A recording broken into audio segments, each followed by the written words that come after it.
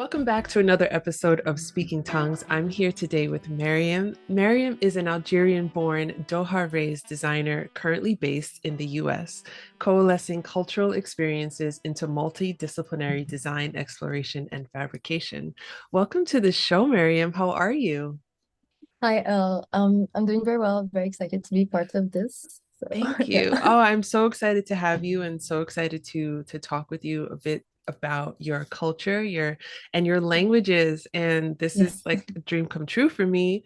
I'll probably say this 100 times in the episode. I've always wanted to visit Algeria, and Doha looks like an amazing place. So I'm excited to talk more about that with you in this I'm episode. I'm excited about it. I hope after this you will book your tickets and come visit. Don't So encourage cute. me. You're Um, welcome anywhere.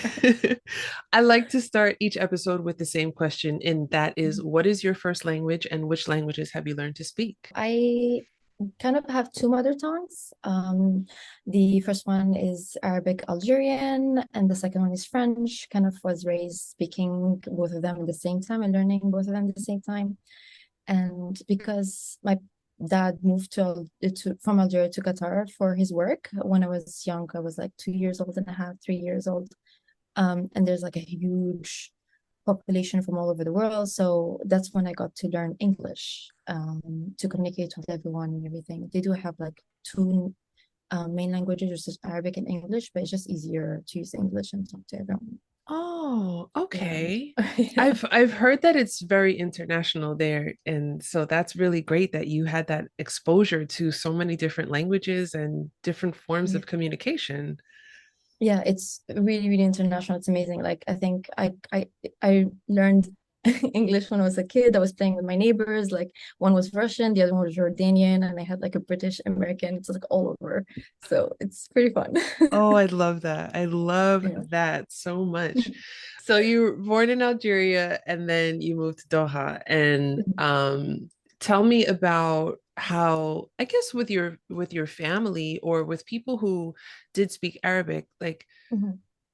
I guess, did you notice any changes between the way Arabic was spoken in your home with your Algerian family and I guess out in the community or out in the city with people from Jordan, people from Kuwait, Mhm. or people who are from Doha in particular?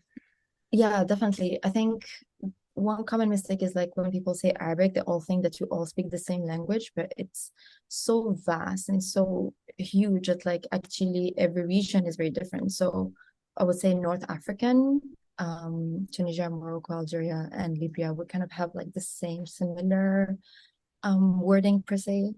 But then the closer you get closer to the Middle East, that's when the disparities start to change. Mhm.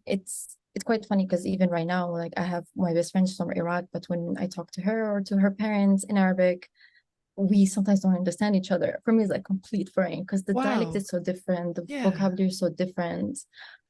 For example, just yesterday, like her mom gave me like a cup of tea and she's like, be careful, it's har, but har in Algerian means it's spicy. And I was like, what do you mean? It's spicy, it's tea. And then I realized like, oh no, she means it's hot because and in Algerian hot you say hami. So it's like these little nuances. So like in you do understand it. So for me, when I grew up, it was different because people will usually laugh. Our reaction is laughing. It's like, oh my God, you say this, it's so weird. So it was a little bit hard because like North African Arabic is very, very different. So kind of building that tough shell and being proud of the language and not being shy of like other people's reaction was hard. So sometimes I did tend to speak in English, I mean, instead of Arabic just to avoid that conversation. It's like, oh my God, your language is weird, or we don't talk the same way. Why can't you speak normally? I'm like, how can you say we don't speak normally? But yeah, but once you start having that conversation, I realize that actually North African or Algerian is very similar to the literary Arabic, but the Okay. only issue is like we speak so fast and we Mm. swallow words. So when I break it down, like if I said this and this, like it's literal Arabic, whereas other people use more slang, I would say. So That's that's what I interesting. find interesting. Yeah. So you're saying that the North African region, the Arabic is very similar, but in Algerian, I guess let's talk about spoken Arabic in Mhm. Algeria.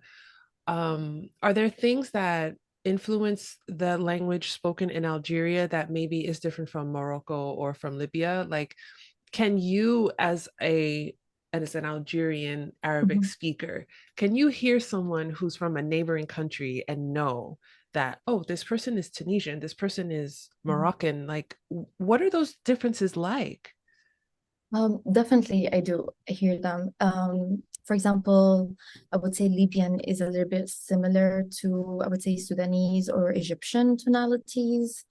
Algerian, um, Algeria is quite big, so actually, the closer you get to Morocco, our dialect starts to resemble a little bit like Morocco.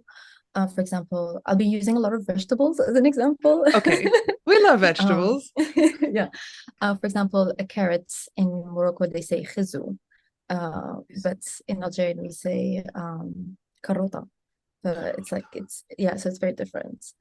But then Tunisian, for example, when they speak, it's like they're singing, and it's like Oh, very different tonalities. So you do get to notice those little variants, like changes and variances. So, yeah. gosh, so But I beautiful. feel like this one is with every single country, like even like Syrian and Jordanian is different, Palestinian and Iraqi is different. And then, the Gulf area is also super different. Mhm. But I think the more you're there, the more you notice like some letters are pronounced differently, some words are completely different. And that's when you start to notice these Right, changes. Yeah. right. You have no way of knowing this, but I'm going to tell you now. Arabic, I think I shouldn't pick favorites, but Arabic, I think, is the most beautiful language. And I'm so fascinated by how the language changes and how like the culture interacts with the language. And every Mhm. conversation I've had with an Arabic speaker, I just feel like I don't want the conversation to end because it's just so much to learn and so much to take in, and I just think it's all so beautiful. And I'm geeking out a little bit about That really makes me so happy to hear that. Because honestly, for me, Arabic it's kind of has been a learning experience and just like trying to appreciate it and learn it because it is so rich. Mm, The literature and the poems of them are so rich and so beautiful. yeah. But then sometimes if you have been in schools and been unlucky with some professors, sometimes they don't make you enjoy it and they make you see the painful side of Mm, it. mhm. But recently I've just been like my dad like been making me listen to like some songs and like describing those poems and they're so rich and so deep and like very metaphorical in like some ways you can never find in other languages, Yeah, which is really beautiful and amazing. I think And I wish so. like more people would be interested in, but also I feel like I need to learn and be more interested in it as well so I can talk Yeah. more correctly about it.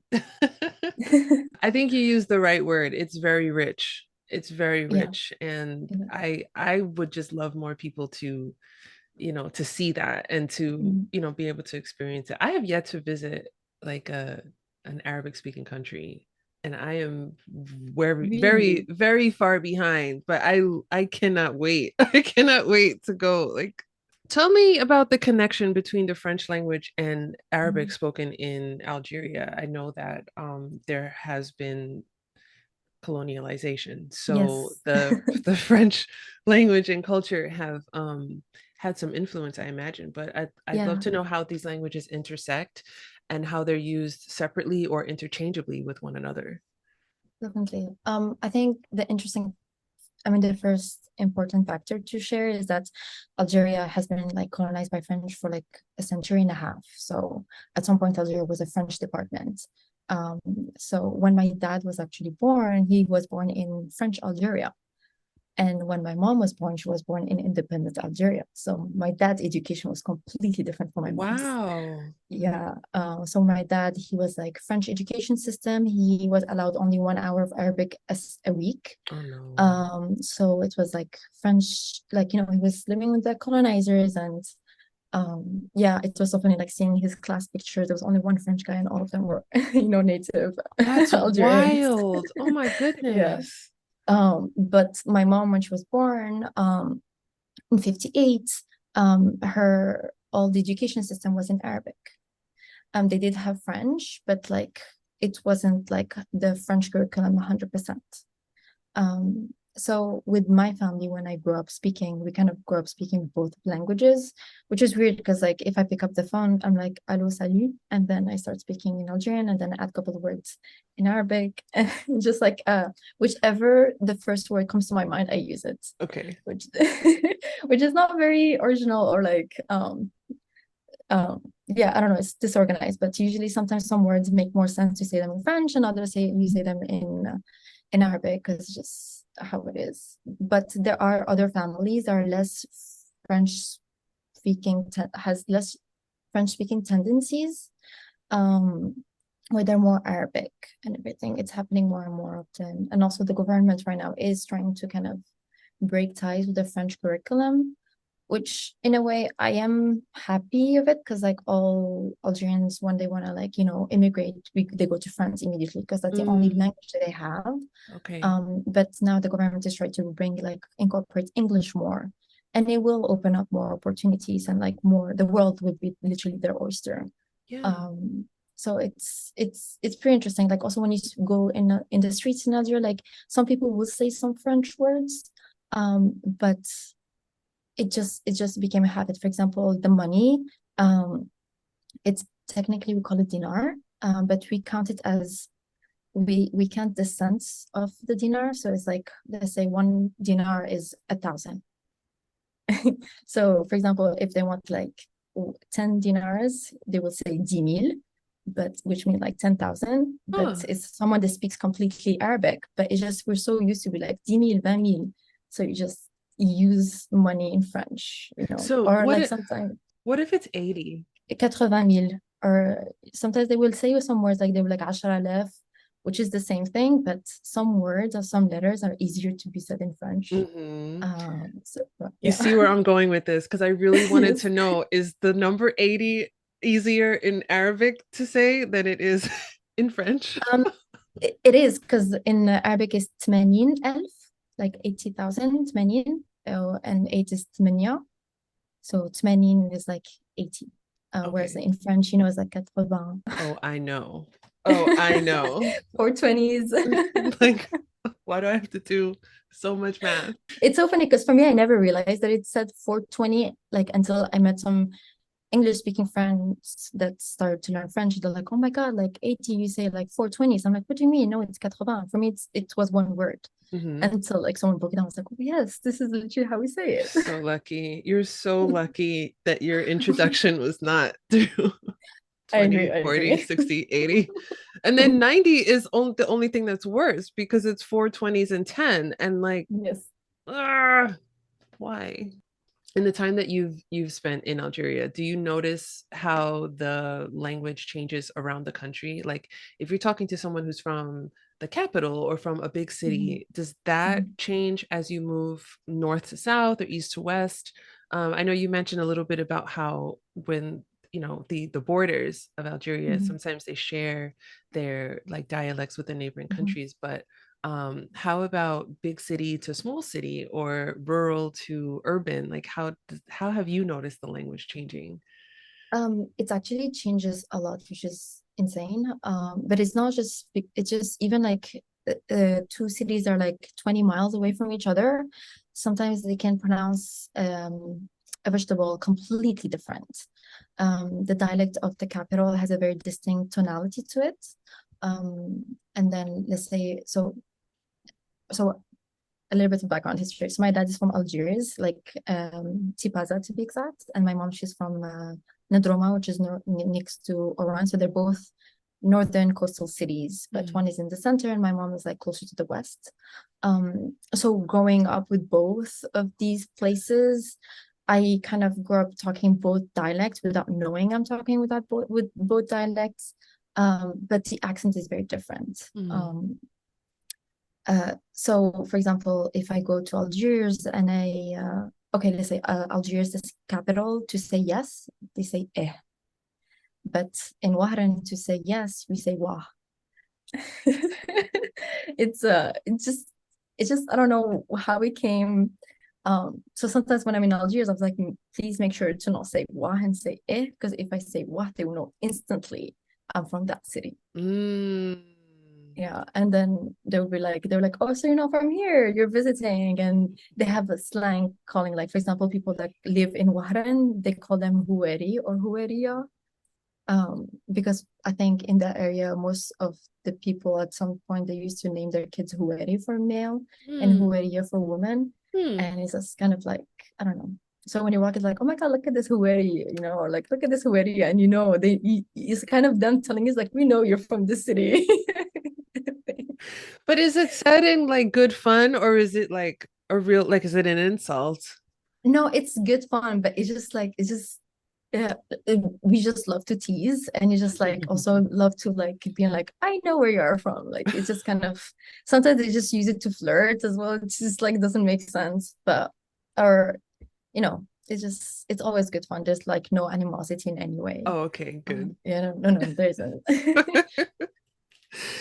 But Um, yeah, tell me about some slang. Tell me about some common things that we would hear like on the street or, you just told me a few, but like when you're talking yeah. to your friends and, maybe some things that when you don't want your teacher or your parents to know what you're talking about, what's some slang that we're using in Algeria? I think the slang that I learned recently was kind of I mean it's been on for a long time, but it's called Anoush and Anousha.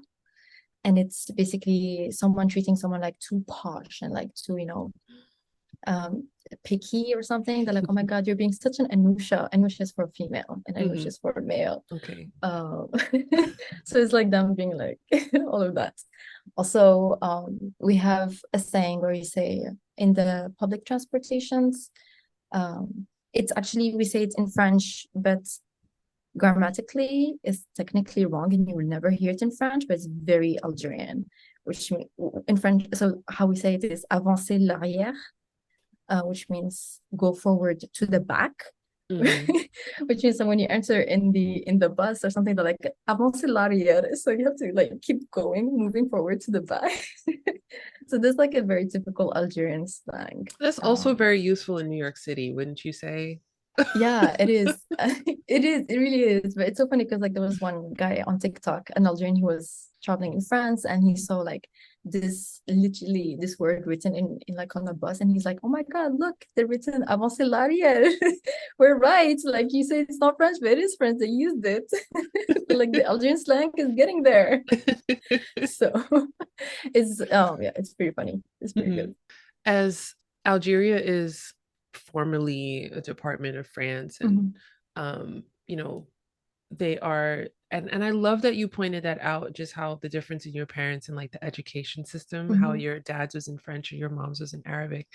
Yeah. Um, I guess if you notice this, like how has Algerian, I guess, identity been moving forward away from that colonial past? Like, how is their identity, I guess, becoming more like cemented as time goes on, within the language, within the culture, and away from, European colonization? That have you noticed anything that you can talk about?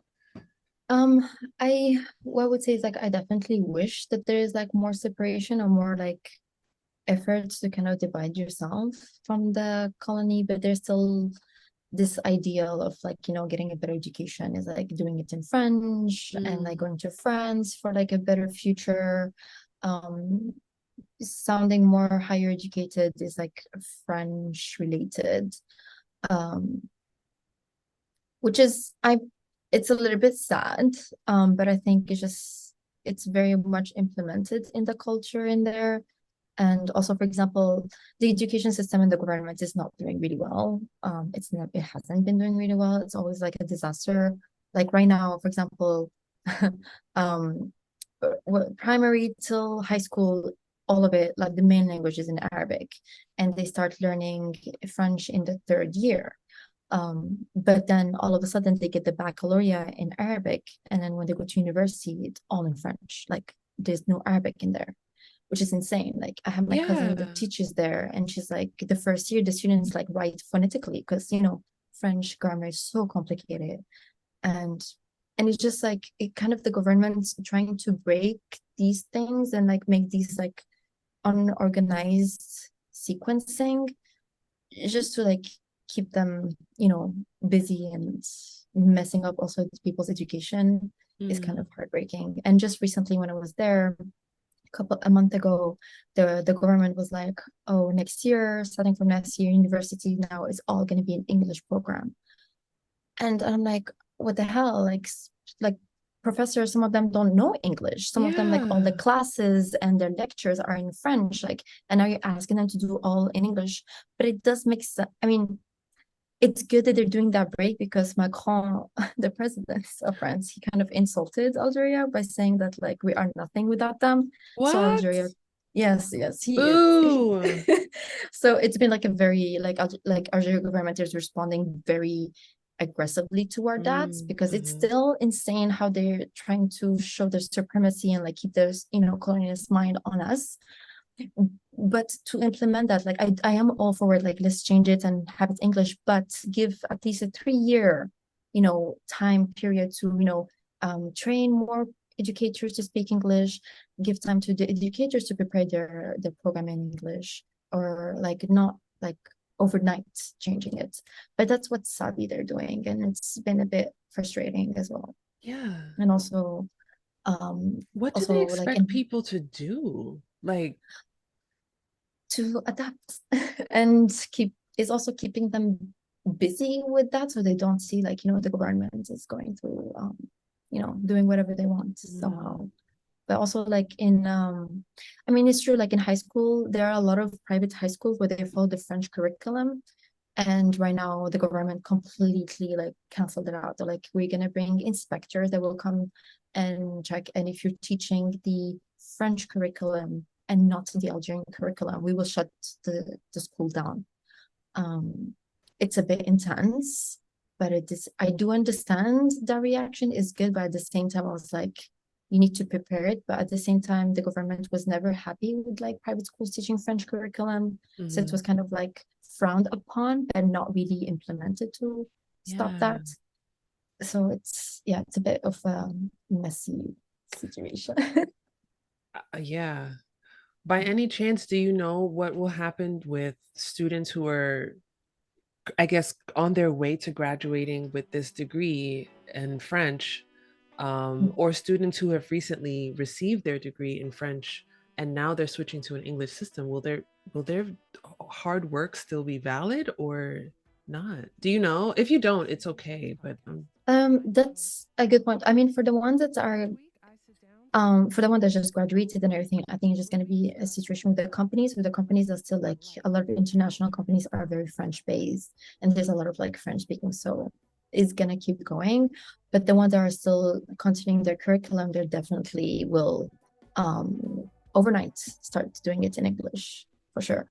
I hope that people will be okay ultimately. Yeah, I Don't know mean they will be how, but okay. yeah, yeah, They will be okay. We always end up surviving somehow. yeah, But I think it's just the parents that are gonna suffer a lot for sure. mhm, The educators are gonna also struggle a lot. There are gonna be a absolutely. couple of like, wasted years. But then once the ball gets rolling, it will get rolling. But the good thing, like I said, is like I notice a lot of young people knowing English and learning English, so it won't be that hard for them. Mhm. But I think it's more like the older professors that definitely do not have English, but more French, that would be trickier for them. Hello, language lovers. If you enjoyed this episode of Speaking Tongues, don't forget to subscribe, rate, and review the Speaking Tongues podcast on Apple Podcasts, and like and subscribe on Spotify and YouTube so that other language lovers like ourselves can find the show. If you've been a longtime listener of the show or even a recent listener, you can now pledge ongoing support for the show on buymeacoffee.com or on patreon.com. I hate to do such a hard pivot on this topic, but I do It's want all to ask you about the mhm, culture, mhm. and what you've experienced. I'd love to know, like, what do people enjoy doing in Algeria? What do they, and again, not asking you to speak on Of course. behalf of the whole country, but Of course. what are some things that are pastimes? What are some things that are Mhm. celebrated? How do we celebrate? What do we eat? How do we enjoy Definitely. time with one another? Tell us all of that stuff. Well, tell Mhm. us what you feel like telling us. Um, I think I'm very proud in my culture in a way where we did go through a lot of hardship, but somehow we love music, and it's such an important part in our culture.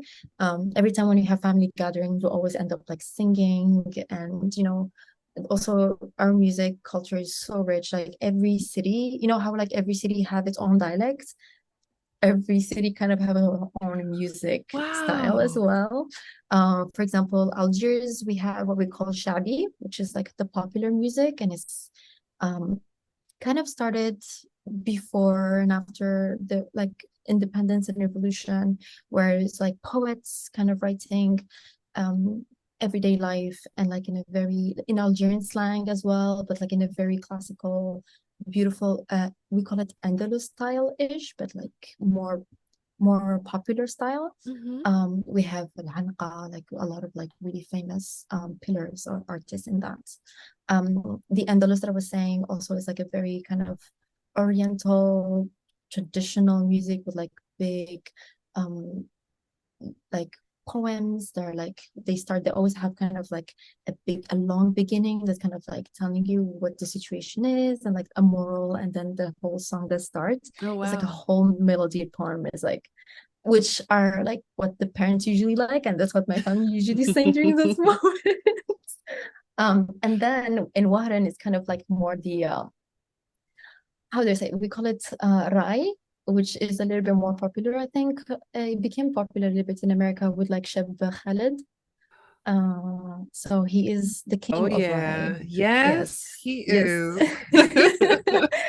Which is so that one is specific for Wahran, and that type of music we played a lot in Okay. weddings. And it's also popular, but it can be a little bit more vulgar, because like in a way where people will talk about like Sheikh Harimiti, she's also one of the big ones. She will talk about like you know, dancing, drinking, Mm, sneaking out of the house to go see hmm. someone. Yeah. And it's a little, it's like something that's like you would not say. It's kind of disrespectful, but they play it. So you play it in weddings, and like you will listen and sing to them and everything. Um, so yeah, like there's a lot of like different musical styles, which is really amazing. And those are really important in weddings. We have also this one is called Madahat. It's also in like kind of in the West area, where it's like women that kind of sit and they have like drums and all of that, but it's they kind of play like a trance style music, Oh. and you are allowed to dance only by dropping money. So, uh, so when you bring that in the wedding, you're gonna have a good time, but you need to also have a lot of money to be able to Yes. dance. So, like, and you're not allowed to dance if you don't put the money. So, if you're gonna stand up and dance, you need to put some because that's how they get their money. Yeah, yeah, yeah. But also, it's impossible for you to just sit still, because it's just like so. It's like such a charming in it pulls you in, and just Oh, impossible to miss it. man. So yeah, like music is really fun, and yeah, like weddings, you get to hear all the styles and everything, and it's you get to hear a little bit all of the styles, but like I said, Rai is the more popular one for Mm, weddings. okay. If not, we in the streets when you walk in the streets, you get to see a lot of like people playing domino, and That's cool. I don't know where it comes from, but I really do enjoy, because I remember like going to the beach, and then in the evening when you're done swimming and you're hanging out and everything, you play domino with like your cousins or your, family and all that, and just you spend a really good time. So domino is really important. Food also is also really interesting, and we have also some dishes that you use specifically for certain situations and Okay. certain events. Like what? For example, if you give birth, and then you have something we call Sabah. Sabah means the seventh day. But nowadays they don't respect it. They do it like 7 days after the baby is born. Mm. Usually they used to invite everyone in. You get to see the baby, and you make this dish called berkukes. It's kind of like a soup style with like so it's couscous grains, but a little bit thicker, and you have like chicken and red meat in it, and chickpeas, and it's like a really nice warm broth. soup like that you eat specifically during that Okay. event. Whoa. But nowadays what they do is like they don't do it on the seventh day. They wait for, the woman to rest a little bit, and they do it like a month or two, depending on what the family want Oh, to do. okay. But Yeah. berkoukas is like expected. If you don't eat berkoukas Oh. for a Sabah, people won't be happy. They're like, what is this? You can't just order a So pizza. no, not at all. You have to have that. We also have something in Algeria. I don't think maybe Morocco does it, but so in Algeria we are Amazigh culture, and so basically a lot of people know it as Berber, but I like to correct it by saying Amazigh. Amazigh means free people, so it's like the original nomad people of North Africa. Yes. But when we got colonized by French, they called us Berber, barbare, which means uneducated, and like Oh like yeah. no. And it kind of sucked. I made that mistake where I used to call myself I'm Berber, but I'm like, no, actually it's Amazigh, and we speak Yeah. Amazigh and all of that. Yeah. And so we do celebrate our new year, and it's called Yenayer, and it's 12th of January. And I really Oh, love that we okay. still kept that tradition, and it's like over 3,000 years, so we're older than the the Christian calendar, I would say. Yeah. um and that one is also really interesting. I am sad that I never got to attend it. I was like came a little bit too late, Oh. or and in when I lived in Doha, we never did it somehow, because I think you need like family and gathering. But Mhm. usually it's in the evening. You eat couscous, and you have a lot of fruits, and you have a lot of like nuts, and yeah, it's like a very festive, and everyone gathers, and we just eat this thing, and just like a kind of a nice celebration. And I really love that we do that, and we kept it. Yeah, I Yeah. love that. I wasn't even like thinking to ask you, but now I'm gonna ask you, like, where do you see the Amazigh like influence in Algerian culture, and how does it juxtapose with the post-colonial French? Mhm. Like, are people like you, are they, rejecting that horrible word? I'm not going to repeat the B word. Um, are they are they accepting of that? Are they, I guess, embracing it? Tell me about it, because I don't even know Yeah. where to begin, but Yeah. I think annoyingly enough, I don't think that people, a lot of them will say Berber. They don't see it as a pejorative term because it was so, integrated into our culture that like to have that conversation and educate people is not really happening, or that conversation is not really there. It's just slowly okay. doing. In a way, also the government hasn't been recognizing that language as like one of our native languages until just like I would say maybe 8 or 10 years ago. Maybe I'm making a mistake, but I know, like, for example, in schools, they're not teaching it, or they just start teaching it very recently, which is Mhm. frustrating. Um, but Amazigh is very, very implemented in North Africa and also in Algeria in a way like all our food is Amazigh. Like all, do we say tagine or we say Muhammad, they all that. Couscous is that. Mhm. All our cooking is from that. Like berkoukas is also Amazigh. Bermudas. Yes. I really want to try it. You've sold me on It's it. it's really good. And the spice you add to it is like a specific spice that you go to the spice maker and he makes it. And I don't know what's in there, but it's really good. um, but yeah, I think Amazigh also like it's very implemented in our culinary, but also some families, their family names is also like from Amazigh tribes. Mm-hmm. Like my family name is an Amazigh tribe. My mom family name is also Amazigh tribe. We are lucky enough that we kept it. But there are others where they didn't keep it because when the French colonizers came and they started kind of like recording people and their names, they used to speak French and not everyone used to speak French. So they'd be like, oh, what's your name? And you were like, Mohammed. And he's like, what's your family name?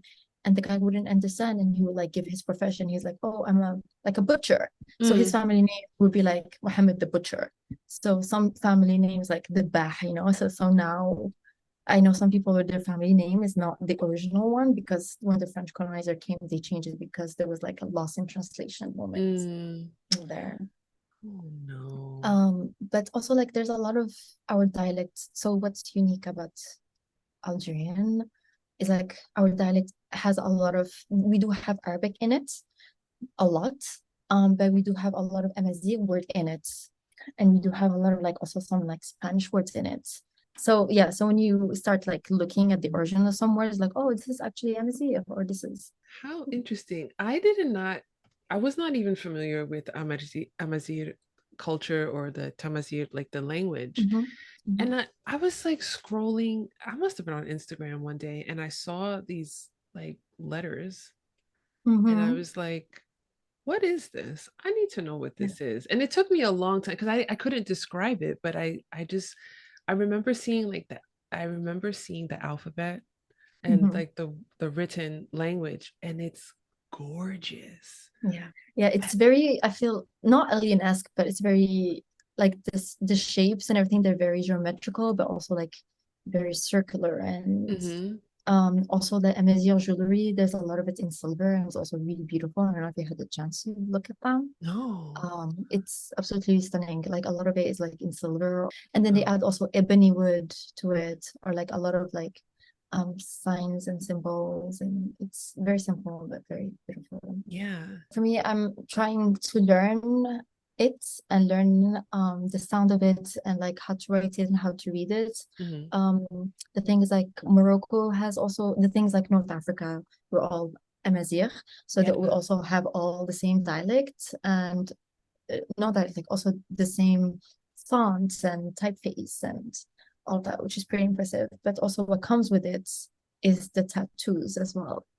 And sadly, it has disappeared, but I have been seeing some people that are trying to bring it back, where even the Amazigh tattoos were very important. And like, it's true, like my dad's great grandma, she had tattoos in her forehead and her chin. You used to see that a lot.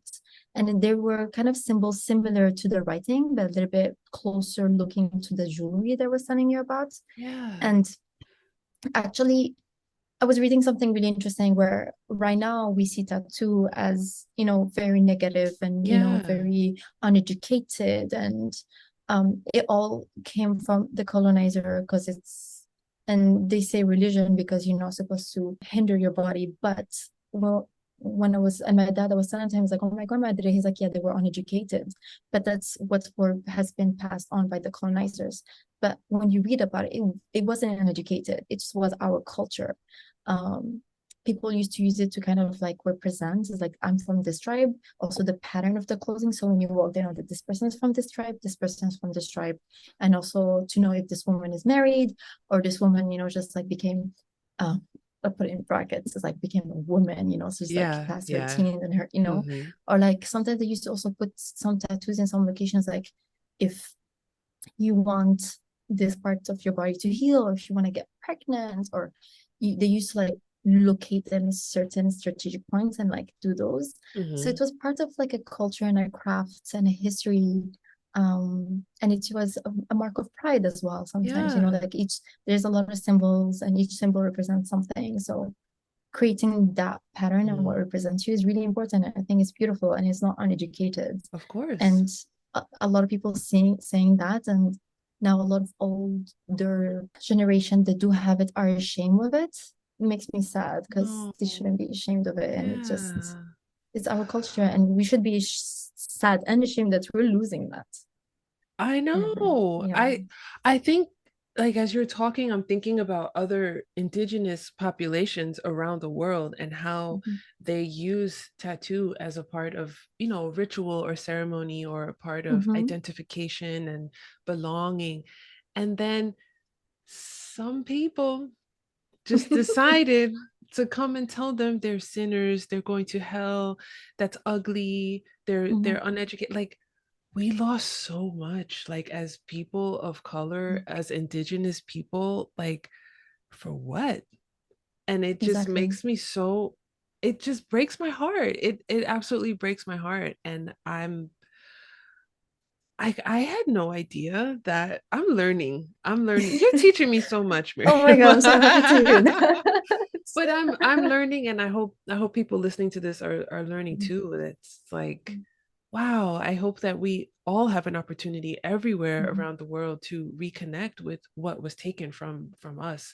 And that's really important. And And I hope they can valuable. add more to my knowledge because I'm still like I feel I'm still dabbling into it and changing my opinion about it. Hmm. It also pisses me off, for example, let's talk about design. The typeface Hmm. for the Amazigh Hmm. is there's only one typeface that was created from what I learned and did my research, and he's a French graphic designer. And I'm Uh, like, why did it have to be a French graphic designer that's created this only font? Like, why isn't there more like, you know, North African designers that also create different type of, font for it? mhm. And it also annoys me how like we don't get to appreciate or like try to represent our culture and have other people represent our culture. And we do that a lot to ourselves, and it annoys me a lot. I know. And I feel like that's why I do this show, even though I'm not of your culture. But I hope that in doing a show like this, like people can just get some kind of like understanding about who's representing you, who's representing what you have to say, who's telling your stories, who's giving you access and holding space for your stories. And I know that I don't share the same culture as many of my guests, but I do try to hold space. I want to hold space and revere all of our differences and everything that makes us special around the world. I think it's so, so important. And since you brought up design, let's talk about design. Let's talk about design in Algeria or in greater parts of North Africa. Like, what are some uh, what are some like special things about design? You can talk about architecture, you can talk Of about course. fashion or Um, jewelry or whatever kind of calls you, but what is the vernacular? for sure. I think the first thing is like Zalige. I don't know if you heard of Zalige, which is kind of like a traditional North African tile making, which is basically clay, compacted clay, and you just like glaze it, and it's like these Mm, beautiful, vibrant colors. mm-hmm, That's usually like you can morph it into like patterns. Um, that one is very North African and Algerian, and it's like we're very proud of it, and it's beautiful. We also have a lot of beautiful ceramic, with like kind of um small objects, kind of like tagines or like lamps, but they're decorated with like gold and like red dots and like a couple of colors. Usually, for example, the difference, if you go to Morocco, they do have a lot of like these ceramic work, but the one in Algeria where how it changes is like our ceramic is mainly white, and then the pattern on it is colored with red, blue, and golden or silver, okay. uh, which is really beautiful and elegant. I do wish that Algeria was focusing more on developing the arts and craft and not being lost. But I do see that there's like some sort of decline of that. Um, there's also like a plaster work that's really impressive. Like when you go to people's houses, like when you go inside, like the ceiling, how the plaster intricate work and all of that. It's like it did come from like the Ottoman Empire somehow. There was Mm. influences in there. Like it's the same thing like Andalusia. There's a lot of like North African in there because it was all from the Ottoman Empire and also like all of that. So we still do have it, but there is some sort of loss in the craft. Um, but there are still some small movements where people are trying to bring it and like develop it. Our neighbors, the Moroccans, are doing a very, very good job and a great work at that, which I really am proud of them. But it also makes me very jealous and very mad about my own country because I'm like, we What are should also. what are some of the things that are being lost? I mean, is it the tile making and the process of tile making, or are there other things? Yeah, I mean, definitely the process of tile making, but also like when renovating our house with my parents, when we were going to see like the products that are there and everything, we couldn't find any local products of like, the leash that we wanted. And that should be really readily available. But for example, working in New York with my company, we literally order the leash to our clients and it's been shipped, from Morocco all the way to LA and then sent to New York. And it's something that should be so readily available in Algeria and you cannot find it anywhere, or you just need to know someone to like Oh make man. it, which Mm-hmm. is really frustrating. What else? But there's one craft that's really on top of it, which is actually traditional outfits that are mainly worn in weddings. Yeah, so basically our weddings are wild. They're all night long. And traditionally used to be 7 days, but now it's just like one main night. Uh-huh.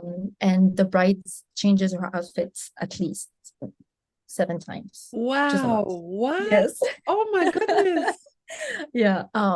So each, again, going back to the music and the words, like each city and each area has its own Right. traditional outfit. So Right. usually the bride, what she does, she like wears the outfit where she comes from, and then she also orders outfits from other places.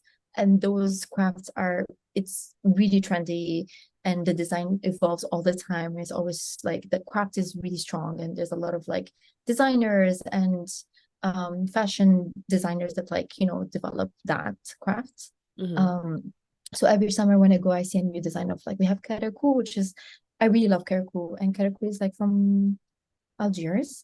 And it's kind of like a top vest that is embroidered with like decoration. Is like it can either be like golden pattern or silver pattern, and it's like kind of a velvet fabric. And there's this skirt with like slits both on the side of the legs. So like Yeah. you have the it's yeah, you have the leg showing, and it's really beautiful and very elegant. Hmm. So we have that. There's a mensouge, which is like a place for like some a dress from Tlemcen that you find. There's also one from Muharram is called. It's actually interesting because the history of it, of that dress, was inspired by the wife of Napoleon number three. Okay.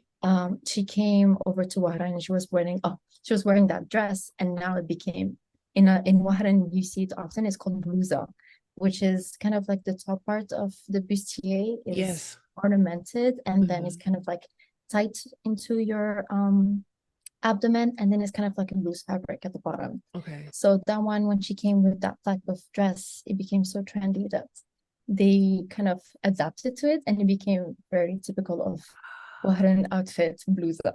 Oh my Uh, goodness. yeah, so it's there's a lot of like, I think the craft in outfits that did not get lost, and it just got stronger and like very, very That's good. dominant in there, which is Yeah. good. Hmm. But the other ones, we still need to do a better job at it, I I feel. know. When it Yeah. comes to weddings and all of these outfit changes, Mhm. oh, this is such a silly question, but I'm No, so go ahead. curious. So, if you're a bride and you know you have 7 outfits for the night, do Mhm. brides typically are their dresses all different colors or are they all a theme? Like, do they design a theme of like a colorway for their wedding or for Mhm. their outfits? Do they match with their grooms? Like, I'd love to That's know. that's actually a really good question. So usually it's better to not use the same color because the dresses kind of tend to like so when you tend to go back and try to remember, all the dresses kind of blend in if you use the same tonality. Mm-hmm. Um, so they definitely try to use different colors, but depending on their skin color, their Right. shape of the body, and the type of outfit they choose, some colors are perfect and others are not. So it varies from bright outfit to other. Okay. But then the groom, they're kind of lucky where they just wear one suit and they're fine. Oh But if they, man. all right. But if they do once, they can change. I have one cousin where her husband was changing at the same time as her and like changing like different type of suits color. Hmm. But it's mainly like people are more there to see the outfits and the designs on the bride and like Hmm.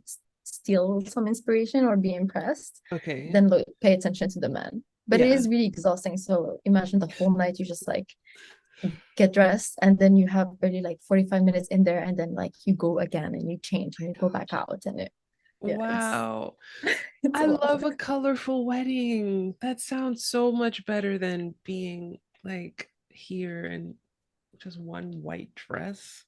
That's not. I mean, I do enjoy the one white dress because the hassle is so much.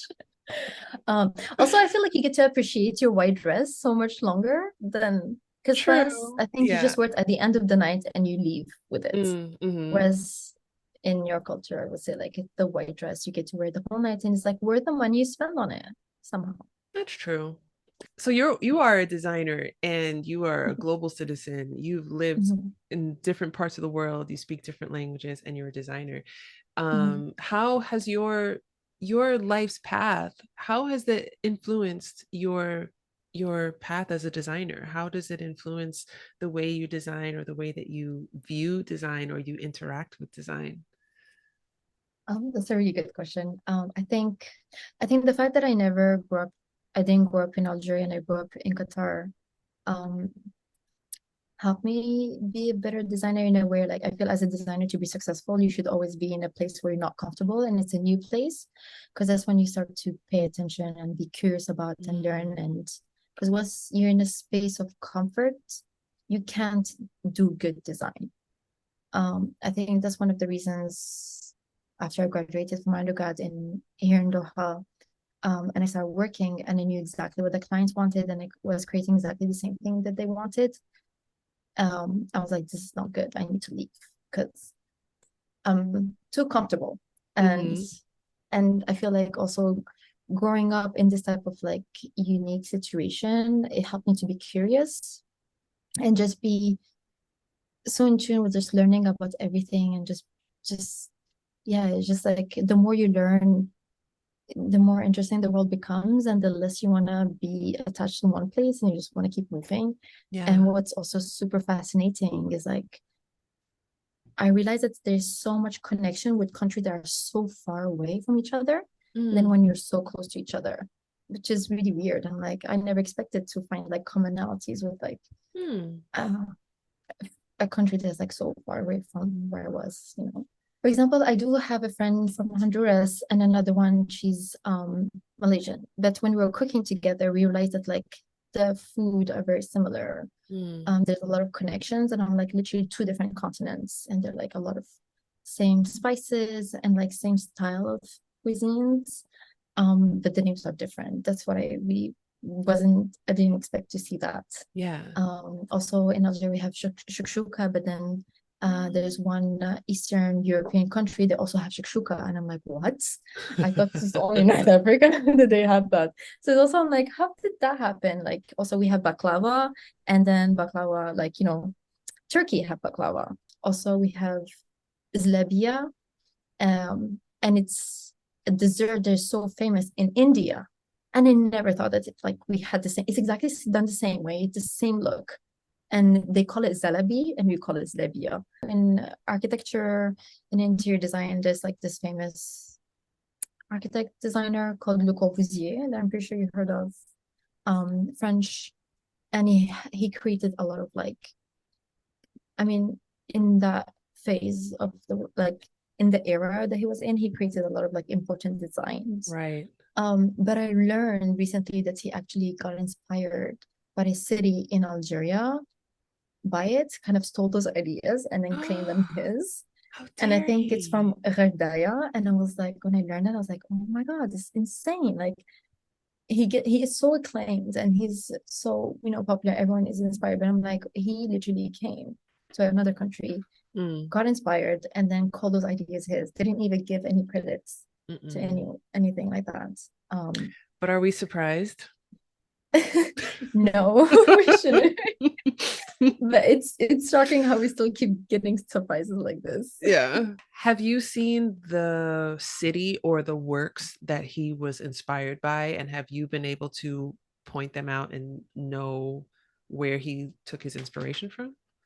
Um, to be honest, I'm still like learning about it and everything, but that city is from the south, Okay. and it's basically in the desert area. And there's a lot of really interesting architectural gems in the south because, in the Sahara with the water and like maximizing the build for like the heat and all that is always so important.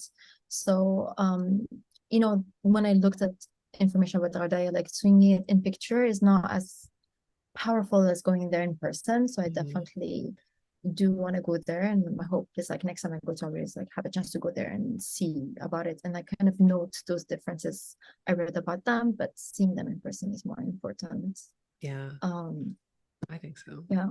Oh my But goodness. also I think another one that I like to kind of brag about. So we know about Picasso and his talents and all that. Yes. But Yes. one of his teachers and someone that like he learned from was actually a famous Algerian artist called Baya, and it's the same name as my mom. And her story is very fascinating. She was adopted and her by a French lady that encouraged her to discover painting and all that. And she also promoted her to go to France and expose her painting and everything. But I just learned it also recently that like Picasso was one of her students and Wow. disciples, and I was like, this is pretty impressive and pretty cool. So, Yeah.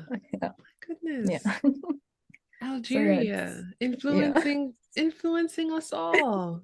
Thank you so much for this conversation, Miriam. Of course, I've anytime. really Thank you so enjoyed much, Al. learning so much So, about your culture and your language. And my last question that I ask at the end of every episode. that's good. Do you have any jokes, popular sayings, tongue twisters, cool slang words, idioms, words of wisdom, or words of advice in Algerian, Arabic, in Algerian, or in French to share and to teach us? I definitely do have a couple in Algerian. I think my grandma had so many of them, and she always like used so many of them. But I think one of them that I really enjoy is I'll say it's in Algerian and I'll translate it. Okay. It's wesh عباني وش عباني القرع نمشط له راسه which basically it's complicated, which means like what pushed me to brush a bald man's head.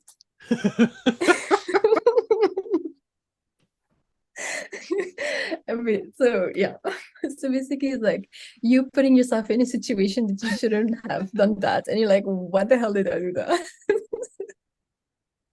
I love that. We have a lot of these weird things that you don't expect. You're like, oh my god.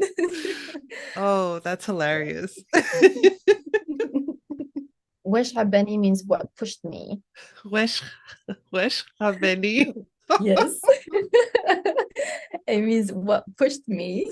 Okay, what wesh abeni. Mhm. Uh-huh. Le Legra. le gras. Legra means bold.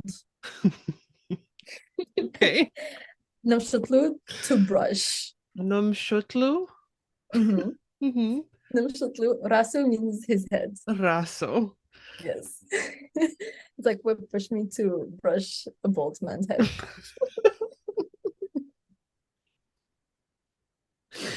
I'm using that in my life. Like I'm Perfect. dropping that in everyday conversation because I love it. I'm so happy you liked it. Oh gosh. Were there others or that was that like the Oh, I have a lot. oh gosh. Give me one more. Give me one more. Um, this one is called ولف عادة Hmm. وقطع عادة وعليها نتعادى. So basically it's like getting use of like making something a habit, then breaking the habit to become the enemy. I need some Yeah. context. When do we So use that? basically, for example, you let's say with a friend, you tend to like, okay, every Wednesday we're gonna have dinner. So it's kind of like a habit. And then once you were like, oh sorry, I cannot make it, can we cancel that? After sometimes like as a human behavior and everything, they get angry at you for like breaking a habit. Mm, So sometimes like kind of like making someone use of something, and then when your circumstances doesn't allow you to do that, sometimes you can get a lot of hate for it or like anger about that, but it's yeah. just because they got used to something and then they broke that habit. It's kind of breaking a habit of something and becoming an Yeah. enemy about it. Oh, Yeah. it seems like a very common occurrence and nowadays. Yeah, yeah, yeah, exactly. And it's yeah, it's like an idiom that has been used over generations. It's like sometimes you start with good intention, but then life hits and then you cannot keep going and you just Mhm. become an enemy about it because you're like, you used to do this, why don't you do this anymore? Yeah, Like, yeah, yeah, yeah. yeah. Two really excellent sayings, Miriam. Thank you. Thank Thank you. you so much. Thank you Thank for you. sharing these. Oh my Of course. goodness. Before I let you go, I Mhm. want to ask you, um, in Algeria, Mhm. after you've been talking to someone for quite some time. You've been having a Mhm, conversation, much like this one, and mhm, you've been enjoying talking to one another and hanging out, but it's time for one of you to go home. What mhm. is the best way in Algeria to say goodbye? Um, Bislama or au revoir. Bislama, which means like bisalama, which is like with good health, or like I'm leaving you with good health, you know. Yeah. B Bis salama, bisalama is kind of if you say it in the Middle East, but in Algerian, because we shorten things, we say bislama. bislama. Meriem, bislama, au revoir. Bislama, au revoir. Thank you so much. Merci, merci beaucoup for cette conversation. And Merci, toi aussi. I'll be talking to you soon. Sounds Bye. perfect. See you. Bye-bye. New episodes of Speaking Tongues are available every Monday, 7 a.m. Eastern Standard Time. Don't forget to subscribe to our YouTube channel and to like and share episodes with other language lovers like ourselves.